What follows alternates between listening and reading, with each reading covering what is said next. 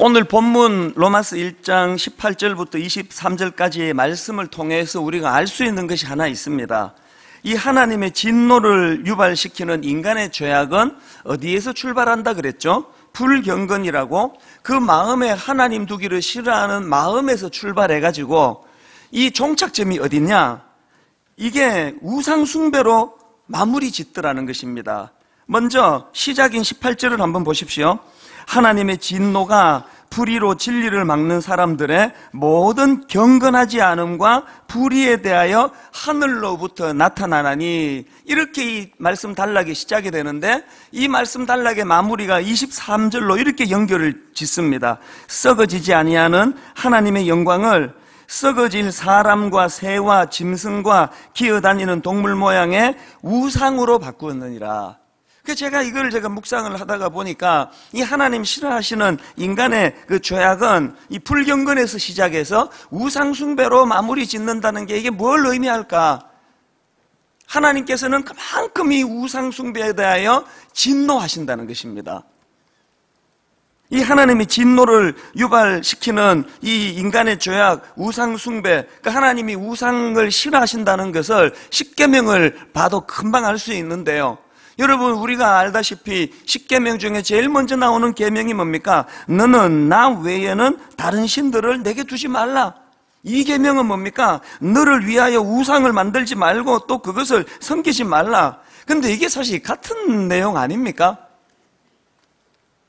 첫 번째 계명인 다른 신들을 섬기지 말라가 이게 마음의 문제라면, 두 번째 계명은 그 마음의 문제가 만들어내는 결과물, 이게 우상숭배 아닙니까? 이게 같은 이야기예요. 이런 점에서 본다면 하나님께서 그 10가지 그 여러 하나님이 싫어하시는 범죄 죄악들이 막 뒤에 많이 열거되지만, 하나님의 우선순위, 하나님의 눈으로는 하나님이 보시기에는 이 우상숭배가 살인보다 더 나쁘고 우상숭배가 간음보다, 도둑질보다 더 나쁜 거라는 겁니다. 그래서 제가 참 이게 인간 세상에서는 살인하는 게, 간음하는 게, 도둑질하는 게 훨씬 죄질이 무겁고 악한 것으로 통용이 되는데 그렇지 않습니까? 여러분, 그 살인죄를 범하면은 바로 감옥에 가는데요, 우상을 숭배한다고 감옥 가지 않습니다. 그런데 왜 하나님의 우선순위로는 우상숭배가 다른 그 어떤 것들보다도 악한 죄악으로 그렇게 자리매김을 하시는가? 제가 이런 질문을 가지고 생각을 해보니까요, 하나님이 이렇게 우상숭배 문제를 중요하게 생각하시는 이유가 뭔가? 그래서 제가 십계명을 주신 이 출애굽기 20장 전후 말씀을 쭉 읽다가 이 질문에 대한 답을 제가 얻었습니다. 출애굽기 20장 1절 2절 말씀은요, 이제 하나님께서 그 십계명을 주시기 바로 직전에 그 전제로 주시는 말씀인데 한번 들어보십시오. 하나님이 이 모든 말씀으로 말씀하여 이르시되, 나는 너를 애굽 땅 종되었던 집에서 인도하여 낸 내 하나님 여호와니라. 여러분, 이 2절 말씀이 십계명을 주시기 바로 직전에 주신 하나님의 전제예요. 제가 이 말씀을 통해 새삼 깨닫게 되는 게 뭐냐면은, 여러분, 하나님은요 우리에게 인정받기를 원하세요. 다른 그 누구가 한 것이 아니고 내가 너희들을 그 애굽의 압제로부터 해방시켜 주었다. 하나님은 인정받기를 원하세요. 왜 인정받기를 원하실까요? 그만큼 하나님은 우리와 관계 맺기를 원하신다는 것이 내포되어 있는 거 아닙니까? 우리 인간은요, 관계 맺는 그 사람에게 인정받고 싶은 거예요. 불교 신자들이 뭐 저를 인정하지 않는다고 저 별로 마음 쓰이지 않습니다. 여러분, 저 중동에 있는 그 이슬람 믿는 그 이슬람 신자들에게 인정받고 싶은 마음 별로 없습니다. 왜? 관계가 없으니까요. 그러나 저 여러분에게 저 인정받고 싶어요. 왜? 여러분 우리 교회 성도님이니까. 저 우리 집에 있는 그 제 아내하고 우리 새 아이들에게 저 정말 인정받고 싶어요. 그 조그만 것들이 뭐 저 인정 안 해준다고 해서 뭐 저 나가면 인정 많이 받습니다. 그러나 왜 그 어린 그 사춘기 애에게 내가 인정받기를 원하겠습니까? 걔는 내 자식이니까요. 저하고 관계를 맺는 가족이니까요. 하나님께서 십계명을 주시면서 니들이 그 애굽의 압제로 신음할 때 너희들을 건져준 신이 누군지 아느냐? 나 여호와다. 하나님이 이 말씀을 주시는 것 자체가 하나님은 우리와 관계 맺기를 원하신다는 거예요. 이렇게 하나님은 우리와 친밀한 관계 맺기를 원하시는데, 신앙생활하는 우리의 문제가 뭡니까? 우리의 초점은 하나님과의 관계 맺음에 있질 않아요. 우리는 그저 하나님 주시는 복. 하나님 복 좀 달라는 거 아닙니까? 구약 이스라엘 백성들이 홍해를 건너가지고 목적지 가나안에 도착하고 그들이 범했던 그게 바알신, 이 우상숭배 아닙니까? 어쩌다 이렇게 됐습니까? 그동안 이스라엘 백성들이 오랜 광야의 그 유목민 생활, 동가숙, 서가식, 그래가지고 그냥 양 몰고 다니고 그런 유목민 생활을 하다가 이제 가나안에 진입해가지고 한 곳에 정착을 해야 되니까 이제 문화가 달라진 거 아닙니까? 유목 문화에서 이제 농경 문화로 바뀌어지니까요. 농사 짓는 게 뭐 당연히 서툰 거 아닙니까? 얼마나 어렵습니까? 이 안 하던 농사를 지으려니까. 농사가 잘 안 되는 거예요. 근데 옆에 있는 가나안 원주민들을 보니까 너무 부러운 거예요. 농사를 너무 잘 짓는 거예요. 너무 부러워가지고 그들에게, 아니 우리는 농사가 이렇게 안 되는데 당신들은 어떻게 농사 이렇게 잘 짓느냐 그러니까 가나안 원주민들이 하는 말이, 그거는 피를 주관하시는 신이 있는데 바알신이라고, 우리가 바알신을 섬겨서 그렇다고, 그 바알신이 피를 내려서 이렇다고 그러는 거 아닙니까?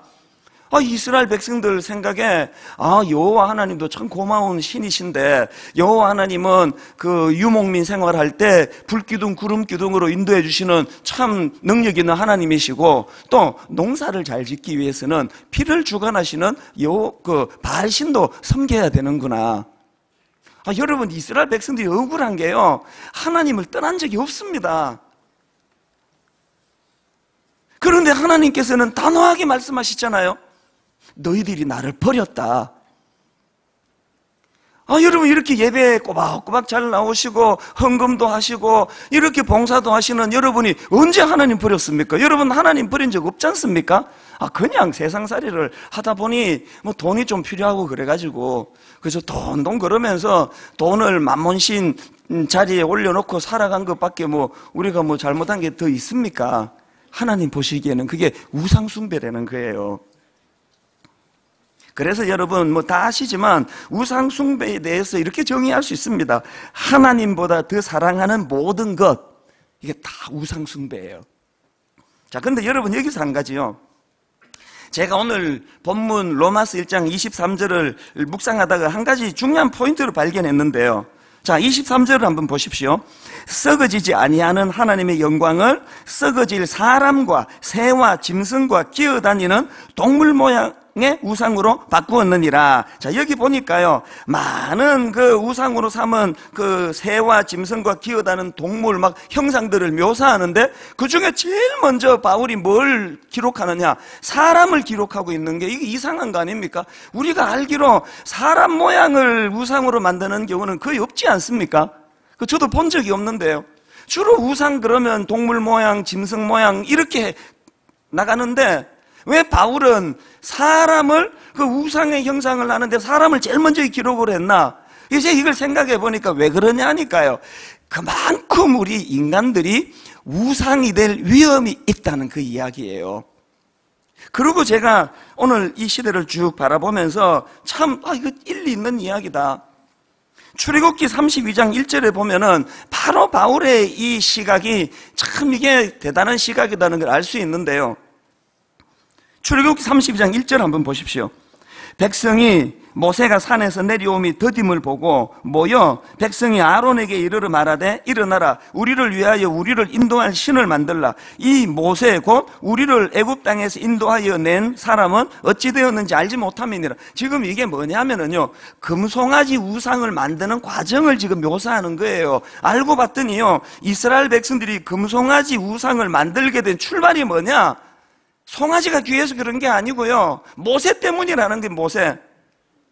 자기들이 목숨처럼 의지하고 하나님처럼 따르는 모세가 산으로 가가지고 안 나타나는 거예요. 불안한 거예요. 이 모세가 나타나지 않으니까 불안해서 만든 게 이게 금송아지 우상이라는 겁니다. 그래서 1절 말미에 나오는 이 말씀이요, 모세 곧 우리를 애굽 땅에서 인도하여 낸 사람은, 사실 여러분 그들을 애굽 땅에서 인도해 낸 건 모세가 아니고 여호와 하나님 아닙니까? 그들이 압제에서 신음할 때 그들을 불쌍히 여기신 분도 하나님이시고요, 그들을 모세를 통해 가지고 이끌어 불러내신 분도 하나님이세요. 그런데 영안이 어두워지니까 하나님의 영광은 안 보이고 눈에 보이는 모세만 보이는 거예요. 모세가 자기들을 인도했다는 거 아닙니까? 여기에 여러분 좀 찔리는 분 안 계세요? 이제 한국교회가 지금 뭐 타락했다, 변질됐다, 한국교회 이대로 안 된다, 뭐 제2의 종교개혁이 필요하다, 많은 말들을 하시는데요, 정말 여러분 한국교회가 변질되었다면 이 변질된 한국교회가 회복되는 첫 단추가 뭔 것 같아요? 교회들마다 하나님은 안 보이고 그 교회의 모세들만 보이는 현실 아닙니까? 인간 지도자가 너무 중요해져가지고 이게 뭐 성경에 있는 얘기든 없는 얘기든 막 그러면 목사가 얘기만 하면은 막 거기에 그냥 개념 없이 따라다니고 있는, 이게 지금 오늘 이 금송아지를 만들고 있는 구약의 이스라엘 백성들의 모습 아닙니까? 눈에 보이는 모세가 너무 설치고 다니고 있는 현실이, 이게 교회를 이렇게 만들었다면 어떻게 해야 됩니까? 모세는 좀 덜 설치고 그 배후에 하나님의 영광이 보여지는, 그래서 저는요, 뭐 어떨 때는 뭐 신천지가 여기 들어와서 막 예배를 드린다는 소리도 들리고, 자 옆에 분에게 어떻게 해가지고 그새 또 막 그냥 그 미혹하고 막 그런 이야기가 들리지만, 저는 뭐 여기에 지금 계시는 신천지 분이 하나도 걱정이 안 돼요. 뭐 그분들이 뭐 어떻게 하겠습니까? 신천지보다 더 위험한 건 이 교회 담임 목사예요. 누군지 모르겠지만 불철주야 맨날 나타나가지고 설교하고 있는. 그래서 오늘 우리가, 여러분 왜 로마서 1장 23절에서 이 사람을 거기에 우상의 형상에 가장 먼저 기록하고 있는가? 우리 자신이 우상이 되기 쉽고 우리 자신이 우상을 섬기기 쉽고, 이게 인간이라는 거예요. 제가 여러 번 말씀드렸잖아요. 저는 저 달을 가리키는 손가락이에요. 그런데 사람들이 달은 안 쳐다보고 손가락만 쳐다보고 있는 게, 이게 오늘 타락된 한국교회라고 말씀드릴 수 있는 거 아닙니까? 가만히 보면은 지금 막 각 교회들마다 이 막 손가락, 예쁜 손가락 만들기 경연대회가 벌어지는 것 같아요. 여러분들이 막 다른 교회 성도를 만나면 막 우리 찬수 막 손가락이 제일 이쁘고 왜 그래? 막 그런 자랑만 하지, 여러분이 하나님을 자랑하는 교회가 있습니까? 저는 정말 55년 내 신앙생활에 불가사의한 거 하나 있습니다. 제가 중학교 때부터 막 MBC 점령하는 거, 막 KBS 점령하는 거 제가 여러 번 봤거든요. 막 자기 교회 막 담임 목사님에 대해서 막 어떻게 한다 그러면 막 몰려가가지고 막 단식하고 점령하고 농성하는 거 내 여러 번 봤는데요.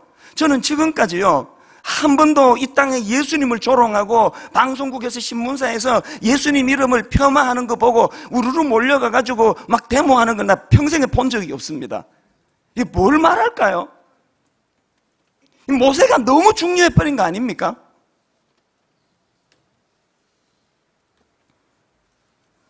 사실 제가 그 어릴 때는요, 얼굴이 조금 더 잘생기지 못한 것에 대하여 마음이 많이 아팠어요. 근데 조금만 더 잘생겼으면 많은 여학생들도 저를 좋아하게 될 거고, 그랬으면 얼마나 좋았겠는데, 그런 생각을 참 많이 했는데요. 그래서 제가 목사가 되고 나서 생각이 바뀌었습니다. 하나님이 저를 목사시키시려고. 여기다 제가 얼굴이 막 배용준처럼 생겼다 그러면 얼마나 많은 성도들이, 여성도들은 막 저 오똑한 콧날 그러면 말씀 귀에 하나도 안 들어오고, 남자 성도들은 불안해가지고 이 여자가 또 저 목사한테 마음 뺏기는 거 아니냐 그러고 이런 방해가 많을 텐데, 하나님이 저에게 이런 아름다운 외모를 주셔가지고 제가 강단에서 말씀만 전하면 오직 복음밖에는 더 신경 쓰이는 게 없는 거 아닙니까? 어떤 자매님 집에 전화를 해도 어떤 남편도 불안해하지 않아요. 누구야? 이찬수 목사. 아 그래? 저는 내 외모조차도 정말 하나님께 감사해요. 하나님 앞에 걸림돌이 되지 않는, 그래서 여러분 모세가 너무 부각이 되고 모세가 너무 매력적이고, 그러니까 여러분 자꾸 사람을 너무 의지하지 마세요. 왜 그 목사가 실족을 했는데 교회를 안 나옵니까? 하나님이 그랬습니까? 이거는 지금 모세를 하나님과 동격에 놓고 있는 이스라엘 백성들이 범하고 있는 잘못 아닙니까?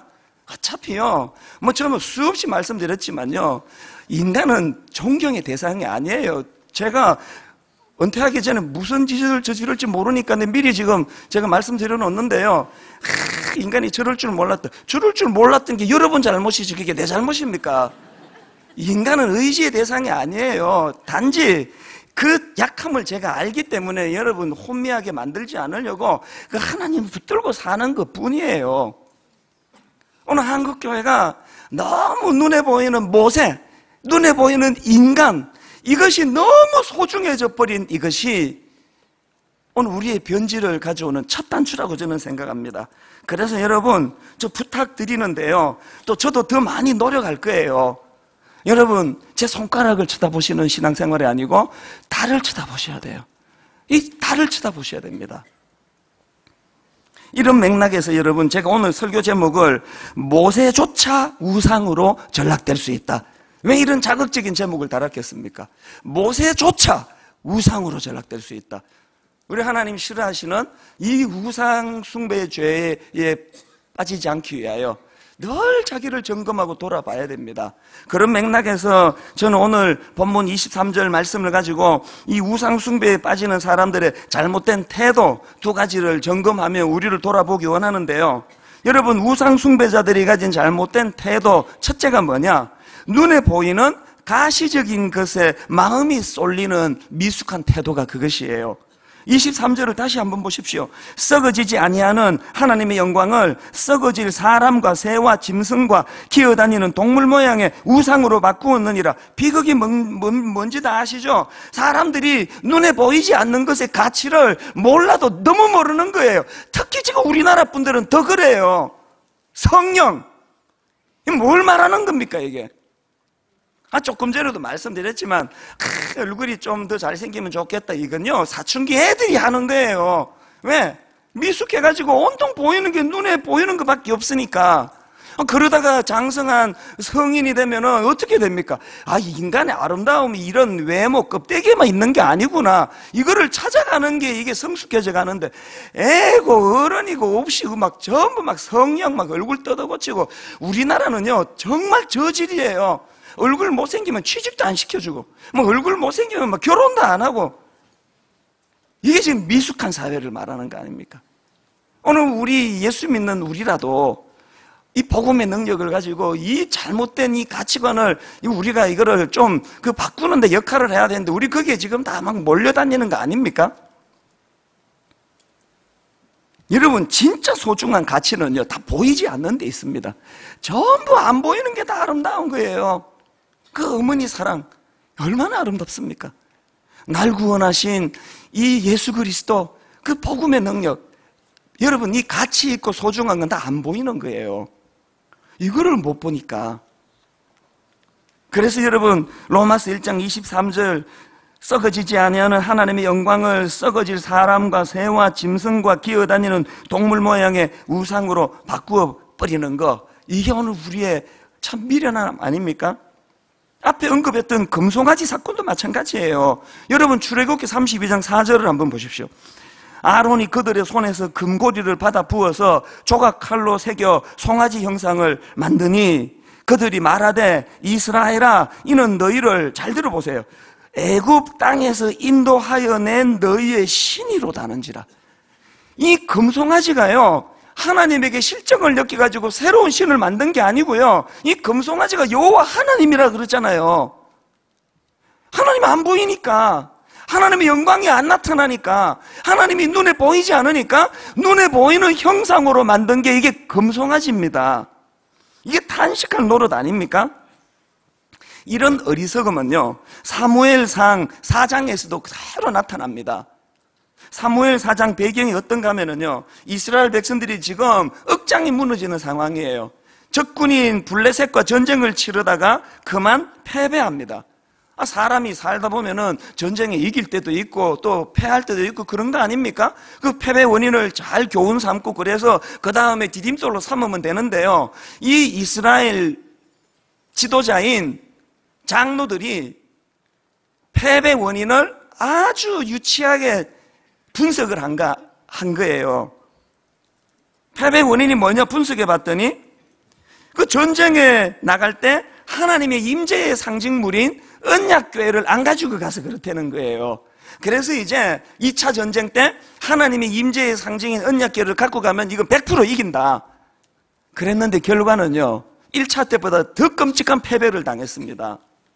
사무엘상 4장 10절 11절 블레셋 사람들이 쳤더니 이스라엘이 패하여 각기 장막으로 도망하였고 사륙이 심히 커서 이스라엘 보병에 엎드러진 자가 3만 명이었으며 그 다음에 기가 막힙니다. 하나님의 궤는 빼앗겼고 1차 때보다 훨씬 많은 병사들이 목숨을 잃고 더 기가 막히는 것은 반드시 이 언약궤가 자기들을 전쟁에서 승리케 할 거라고 확신했던 언약궤를 뺏겨버립니다.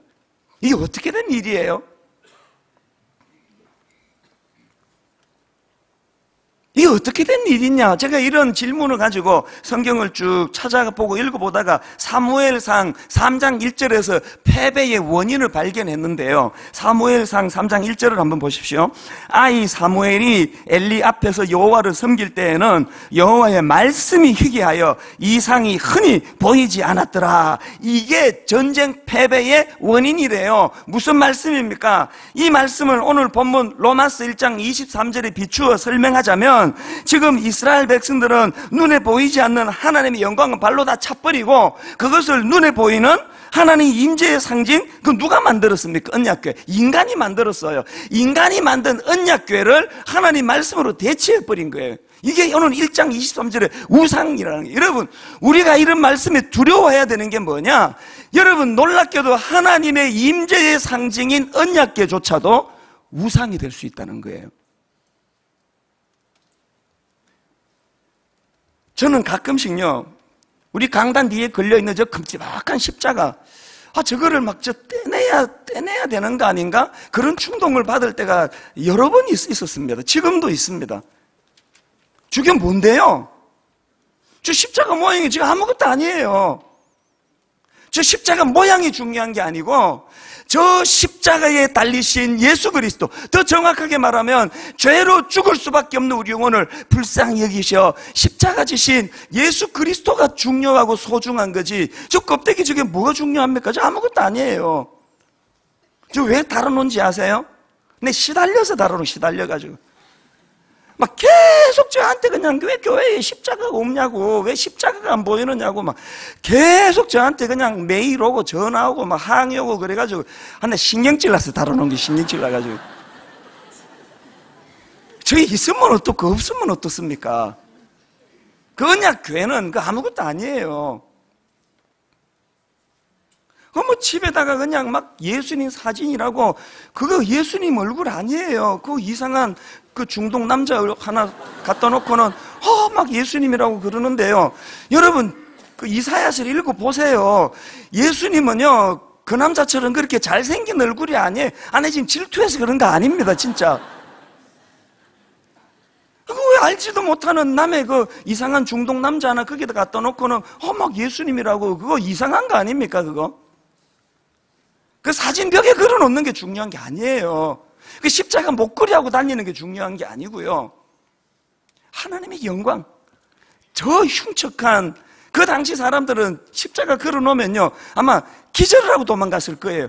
저게 살인범들 매다는 흉악한 도구 아닙니까? 저 흉악한 십자가 형태를 놀라운 우리를 구원해 주시는 복음의 도구로 사용하시는 하나님의 능력, 하나님의 영광이 소중한 거지, 형상은 아무것도 아니에요. 어느 날 슬그머니 없으시면 저한테 전화하지 마세요. 십자가는 있어도 되고 없어도 됩니다. 그런가 하면은 두 번째로 이 우상 숭배자들이 가진 잘못이 뭐냐, 잘못된 태도가 뭐냐, 자기들의 필요에 따라 마음대로 조종할 수 있는 신을 원한다는 거예요. 마태복음 6장 24절에서 예수님이 이런 말씀을 하십니다.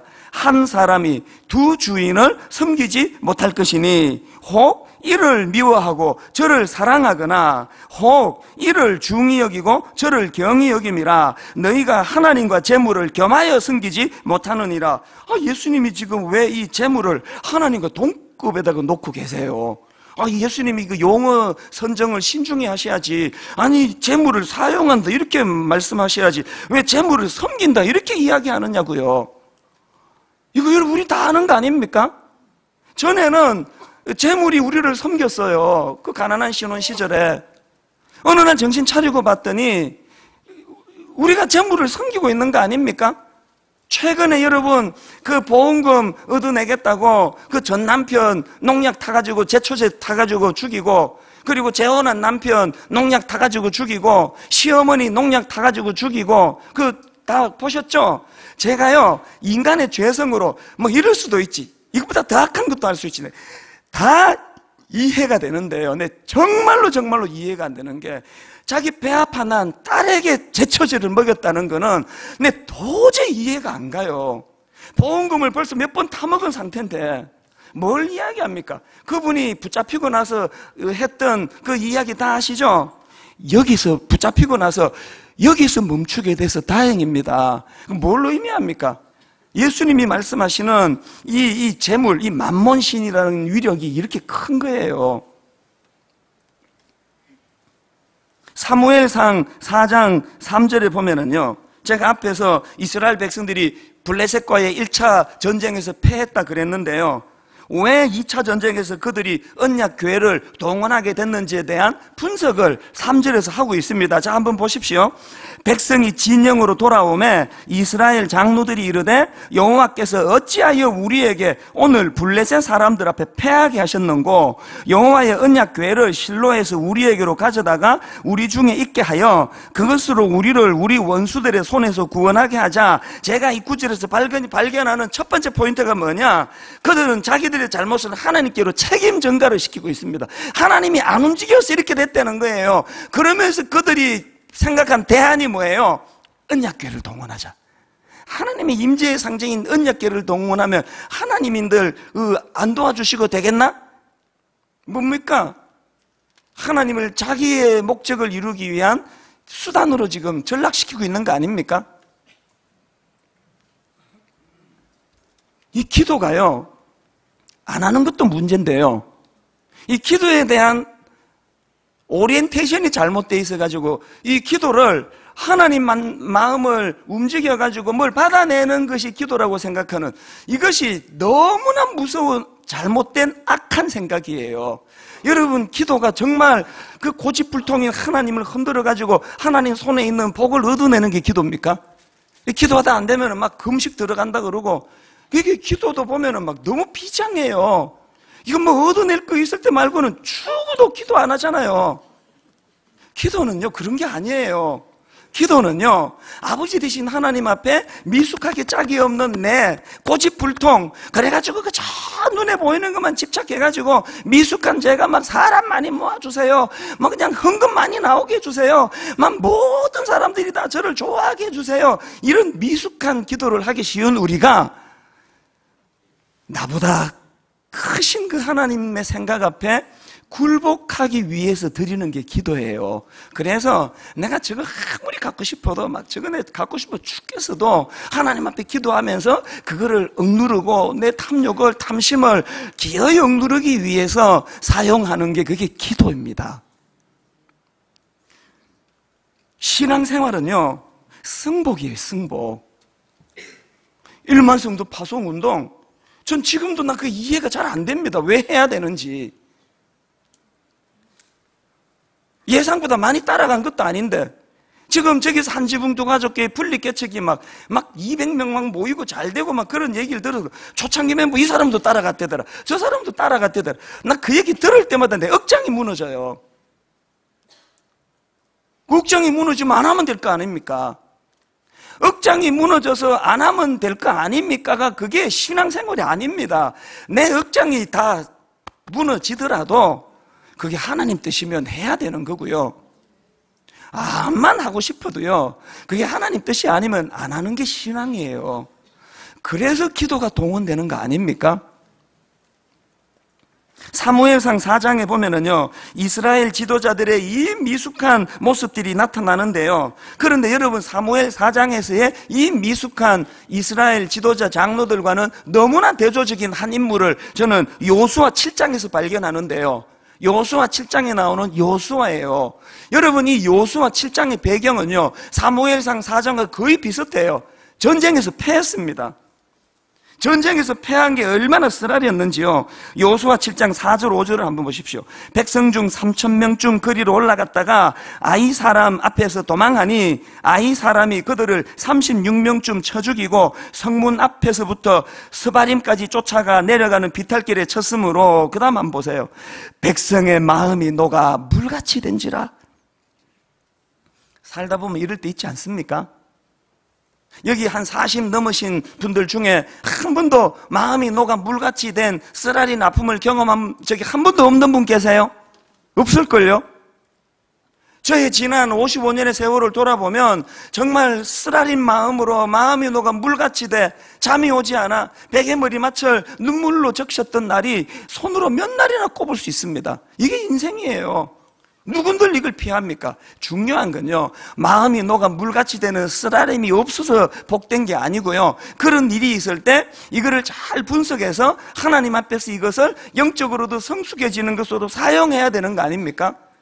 여러분, 지금 마음이 녹아 물같이 된 쓰라린 분이 이 자리에 계시면요, 여러분 영안을 열고 보세요. 여러분 앞길에 두 갈래 길이 놓여 있을 거예요. 한 갈래는 뭐예요? 사무엘 4장의 그 이스라엘 장로들의 잘못된 길, 더 그냥 인간적이고 더 눈에 보이는 것만 추구하는, 그래서 더 큰 쓰라린 눈물을 자하게 만드는 잘못된 길이 하나 있고요, 그런가 하면 또 한 갈래가 여호수아 7장에 여호수아의 길이 있습니다.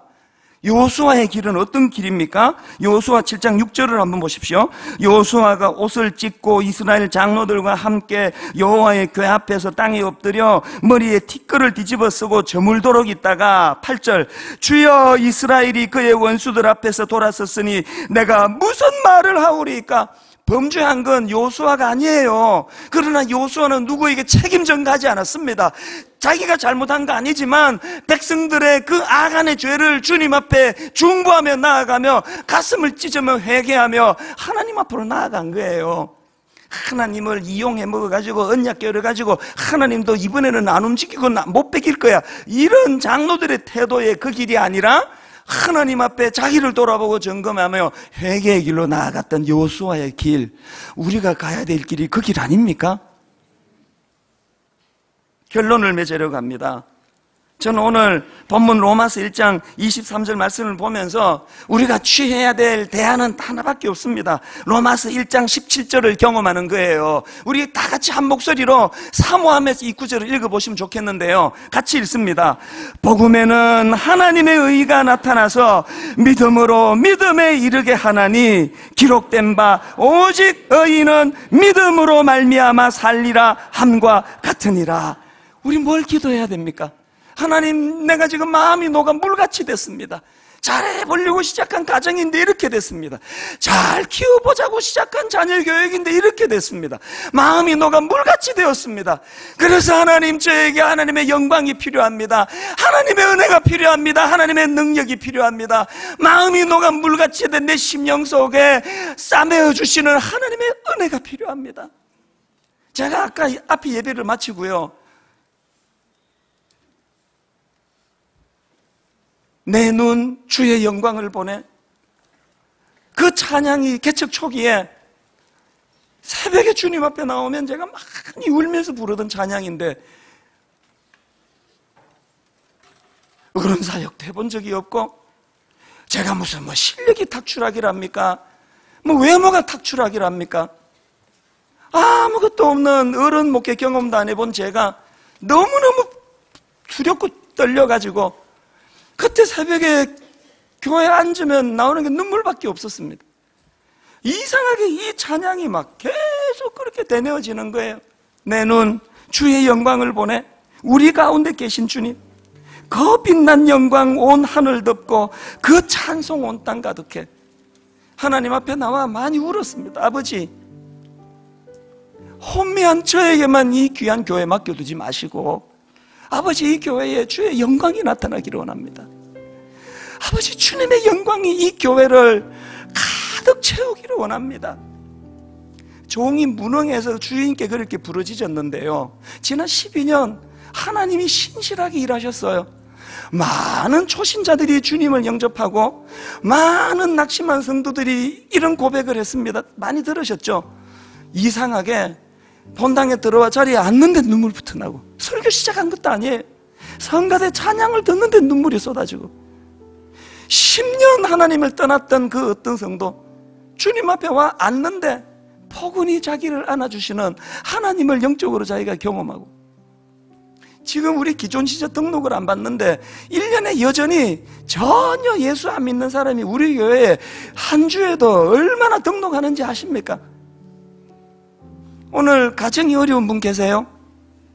자녀가 힘들게 하는데 손을 쓸 수 없어 답답한 분 계세요? 마음이 녹아 물같이 되신 분 계세요? 하나님의 영광을 구하셔야 돼요. 하나님 눈에 보이는 그 언약궤로는 안 됩니다. 주님이 달리신 십자가 모양으로는 안 됩니다. 주님이 달리신 십자가 모양이 아니라 내게는 주님 당신 자체가 필요합니다. 여러분, 이 찬양 같이 부르실 때 마음이 녹아 물같이 되신 분이 어떤 치유를 경험하는가를 이 시간 맛보아 알게 되시기를 바랍니다. 가사를 생각하시면서요, 내 눈 주의 영광을 보내. 내 눈 주의 영광을 보내. 우리 가운데 계신 주님, 우리 가운데 계신 여러분, 영안을 열고 간절히 갈망합니다. 그 빛난 영광, 그 빛난 영광 온 하늘 덮고 하늘 덮고 그 찬송 온 땅 가득해. 찬송 온 땅 가득해. 내 눈 주의 영광을 보내. 주의 영광 영안을 열고 모세만 보지 마시고 찬송 가운데 서신 주님, 서신 주님, 주님의 얼굴은 주님의 온 세상 향하네. 온 세상 향하네. 권능의 팔을 드셨네. 권능의 여러분, 제가 개척 초기에 눈물로 불렀던 그 찬양처럼 갈구합시다. 주의 영광 이곳에 가득해. 우린 선의 주님과 함께 주님과 함께 찬양하며 우리는 전진하리. 우리는 전진하리. 모든 열방 주 볼 때까지. 낙심한 성도님들 이렇게 선포하십시오. 주의 능력 이곳에 가득해. 이곳에 가득해. 힘을 얻어 우린 선의 주님과 함께 찬양하며 우리는 전진하리. 우리는 전진하리. 모든 열방 주 볼 때까지. 열방 주 볼 때까지. 여러분, 다시 한번 촉구합니다. 눈에 보이지 않는 하나님의 영광을, 하나님 나라의 그 쓰레기 같은 가치 없는 눈에 보이는 그 물질, 인기, 그 어떤 이것으로 바꿔먹는 일은 하면 안 됩니다. 아무리 힘들어도, 아무리 어려워도. 무슨 일로 힘드세요? 무슨 일로 마음이 녹아 물같이 되셨습니까? 지금이 너무너무 중요한 때예요. 여러분 앞에 지금 사무엘상 4장에 어리석은 장로들이 만들어 놓은 길이 있고, 여호수아 7장에서 여호수아가 만들어 놓은 길이 있는데, 영안이어도 우리는 내버려 두면 어리석은 길로 자꾸 마음이 가요. 이게 인간입니다. 우리 후렴부터 한 번 더 찬양할 때 하나님, 정말 하나님의 영광을 목도하기 원합니다. 하나님의 영광이 나타나기를 원합니다. 복음에는 하나님의 의가 나타나서 이 마음에 사모하는 소원을 가지고 우리 후렴 한 번 더 이렇게 노래합니다. 주의 영광 이곳에 가득해. 주의 영광 이곳에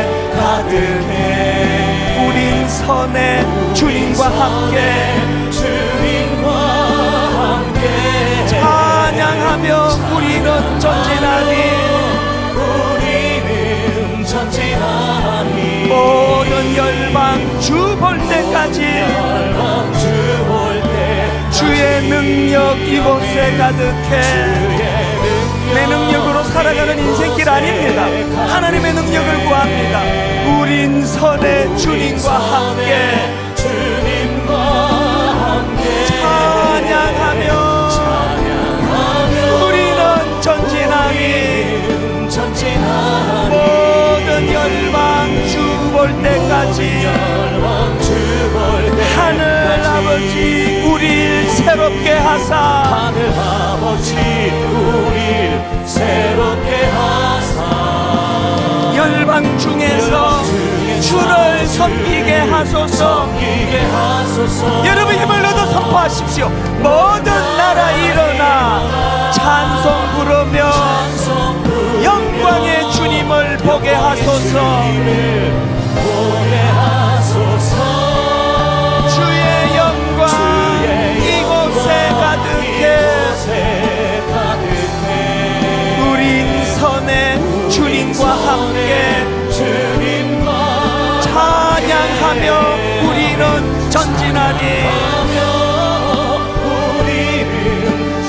모든 열방 주 볼 때까지 오늘 말씀을 생각하시고 우리 통성으로 기도합니다. 아버지 내 마음의 녹아 물같이 되었습니다.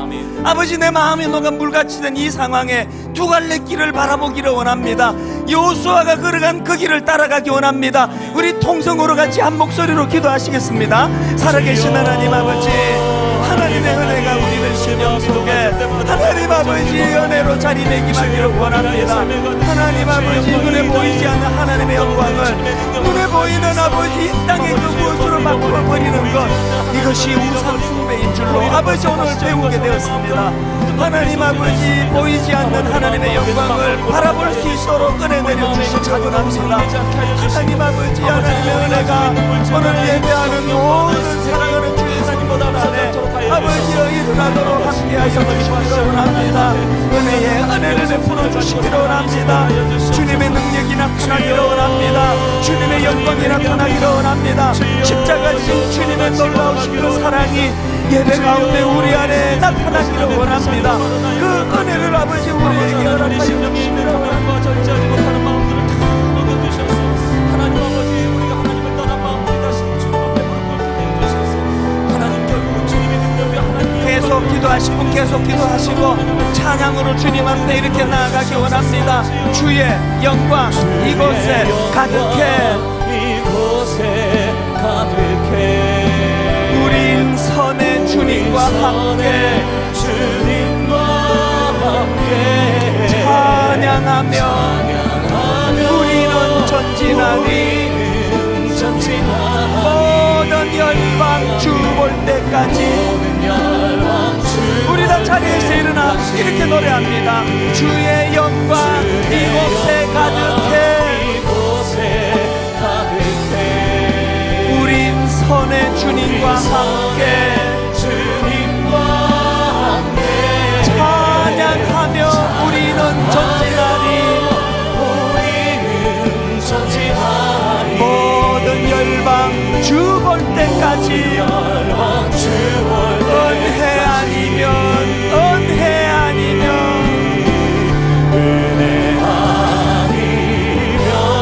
눈에 보이는 세상 것이 아니라 은혜 아니면 나서지 못하네.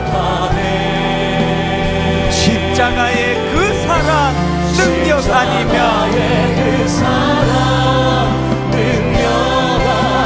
나서지 못하네. 은혜 아니면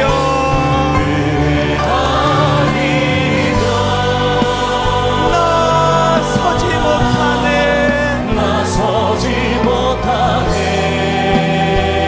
놀라운 사랑 그 은혜 아니면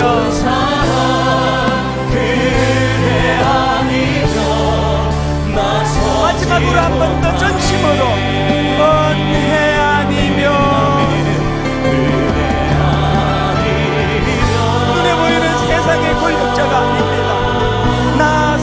못하네. 마음이 녹아 물같이 된 우리 심령 속에 십자가의 그 사랑 능력 아니면 나 서지 못하네. 은혜 아니면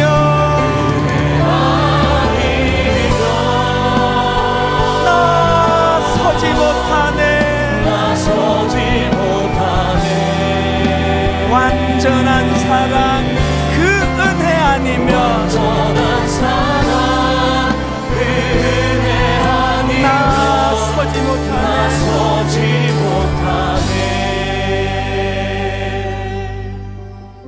복음에는 하나님의 의가 나타나서 믿음으로 믿음에 이르게 하나니 기록된 바 오직 의인은 믿음으로 말미암아 살리라 함과 같으니라.